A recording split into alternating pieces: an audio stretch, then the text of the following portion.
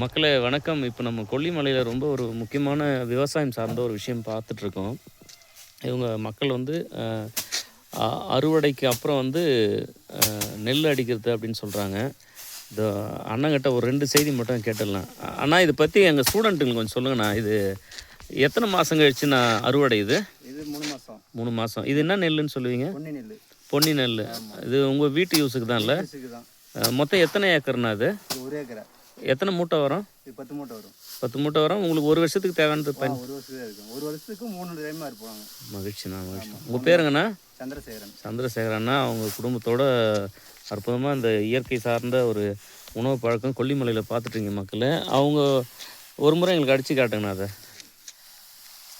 அப்படி எடுக்கிறாங்க. ஒரு கிட்டத்தட்ட அந்த அப்படி ஒரு கயிறில் வாங்கி லாவகமாக இப்படி அடிக்கிறாங்க. கரெக்டாக ஒரு 2-3 முறை அடிச்சுட்டு